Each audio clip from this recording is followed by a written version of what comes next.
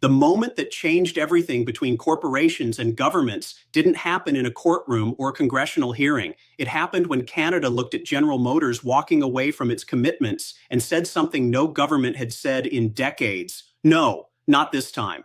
I've been analyzing corporate-government relationships for decades, and I can tell you that what happened between Canada and General Motors represents something unprecedented in modern capitalism. Not just because a government held a major corporation accountable for its promises, but because it marked the end of an era where corporations could take public money and walk away when convenient. The implications of that moment are still reshaping how business operates across the entire continent. The public story, as most people heard it, was presented as a routine business decision complicated by market conditions. General Motors announced the closure of its Kami assembly plant in Ingersoll, Ontario, affecting over 1,000 workers. The company cited weak demand, restructuring needs, and strategic realignments, standard corporate language that usually signals the end of discussion and the beginning of accommodation by governments desperate to salvage whatever they can.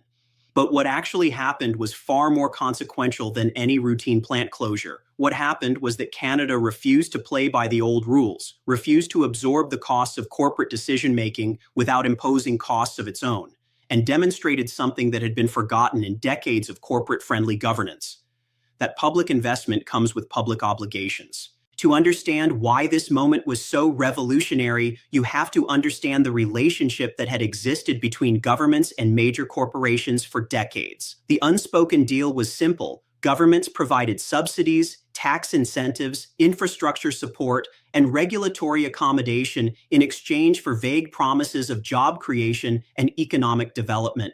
When those promises weren't kept, when companies decided to relocate or shut down operations, governments absorbed the losses and quietly competed for the next corporate investment opportunity. This arrangement worked beautifully for corporations because it socialized the risks of business decisions while privatizing the benefits. Public money reduced their costs and increased their flexibility, but came with no meaningful enforcement mechanisms when circumstances changed.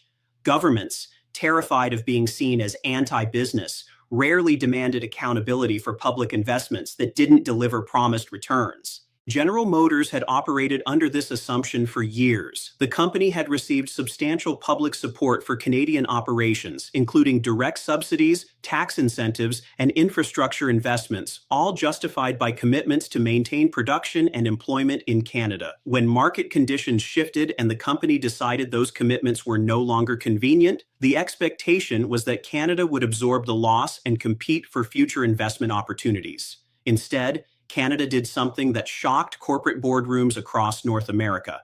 It enforced the conditions that had been attached to public investment. When GM walked away from its commitments, Canada imposed trade penalties that made the corporate exit strategy suddenly expensive rather than profitable. Instead of absorbing the costs of corporate flexibility, Canada shifted those costs back to the corporation that had created them. The mechanics of this enforcement were as elegant as they were effective. Canada didn't need to invent new weapons or create novel legal frameworks. It simply applied existing trade measures that had always been available but rarely used. When GM failed to meet the production and employment commitments that had justified public support, Canada treated GM products as subject to the same trade restrictions that applied to companies that hadn't received public investment. The immediate effect was to make GM's exit strategy economically untenable. The company had calculated that shutting down Canadian production and serving Canadian markets from American facilities would improve profitability. When trade penalties made that strategy more expensive than maintaining Canadian operations, the calculations suddenly reversed. What had seemed like a rational business decision became a costly mistake. But the broader implications extended far beyond General Motors into the fundamental relationship between public investment and private benefit. Canada had demonstrated that governments didn't have to be passive victims of corporate decision-making, that public support could come with enforceable conditions, and that walking away from commitments could carry real costs rather than just reputational damage. The reaction from other major corporations was immediate and revealing. Companies that had built their strategies around extracting public support and maintaining complete flexibility over their operations suddenly faced the possibility that other governments might follow Canada's example. The comfortable assumption that public investment came without meaningful strings attached was no longer safe. Corporate executives began reassessing their relationships with governments that had provided subsidies and support. Legal departments started reviewing the conditions attached to public investments that had previously been treated as formalities. Strategic planning processes began accounting for the possibility that governments might actually enforce the commitments that companies had made in exchange for public support. What made Canada's action particularly powerful was how it combined moral clarity with practical effectiveness. The country wasn't engaging in abstract punishment or ideological confrontation.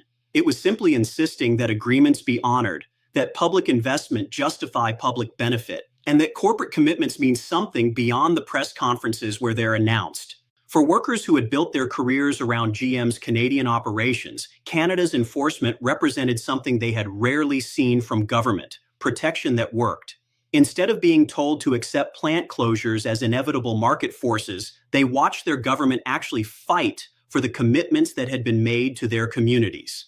The enforcement didn't just protect jobs, it protected the idea that work and community have value that extends beyond corporate convenience. The economic implications reached well beyond the automotive sector, into every industry where corporations had grown comfortable taking public support and providing flexible commitments in return. When enforcement became a real possibility rather than a theoretical threat, the entire dynamic of corporate-government relations shifted. Companies couldn't assume that public investment came without meaningful obligations. From a policy perspective, Canada had rediscovered something that had been lost in decades of corporate accommodation: the idea that government has not just the right but the responsibility to protect public investment from private exploitation. This wasn't anti-business ideology, it was pro-taxpayer accountability. When public money supports private enterprise, the public has a legitimate interest in seeing that support generate public benefit. What's particularly striking about this episode is how it revealed the gap between corporate rhetoric about partnership and corporate behavior when partnerships became inconvenient. GM had spent years talking about its commitment to Canadian workers and communities, but those commitments evaporated the moment they conflicted with corporate financial optimization. Canada's response forced a reckoning with the difference between marketing language and binding obligations.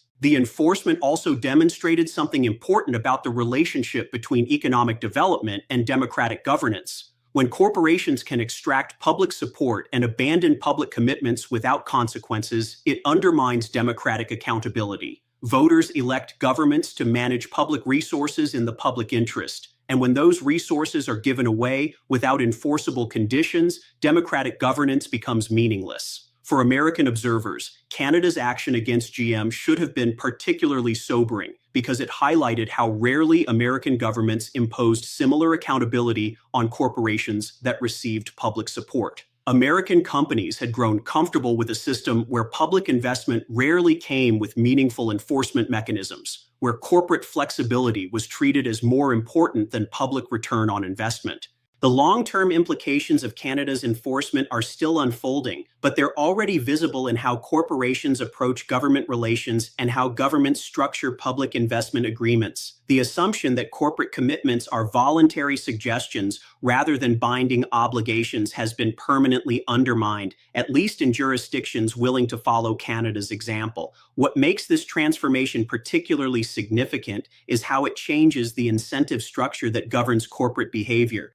When companies know that walking away from public commitments will carry costs rather than just benefits, they make different decisions about which commitments to make and how seriously to take them. Public investment becomes more likely to generate public benefit when public benefit is actually required rather than merely hoped for. The GM factory revolt represents more than a single enforcement action or policy dispute. It represents the moment when Canada chose accountability over accommodation, when public interest was prioritized over corporate convenience, and when the myth of consequence-free capitalism collided with the reality of government backbone. The implications of that collision are still reshaping the relationship between corporations and governments across the developed world. For observers trying to understand how democratic societies can maintain sovereignty in the face of corporate power, Canada's enforcement against GM offers a crucial lesson. Corporations are powerful, but they're not invulnerable. When governments choose enforcement over accommodation, when public commitments are treated as binding obligations rather than marketing gestures, the balance of power can shift quickly and decisively in favor of public accountability. The most important aspect of this entire episode is what it reveals about the power of saying no to corporate demands for consequence-free flexibility. For decades, corporations had grown comfortable with the assumption that governments would always blink first, that public officials would always choose accommodation over confrontation. Canada's refusal to blink changed that assumption permanently and demonstrated that corporate power is only as strong as government willingness to accommodate it.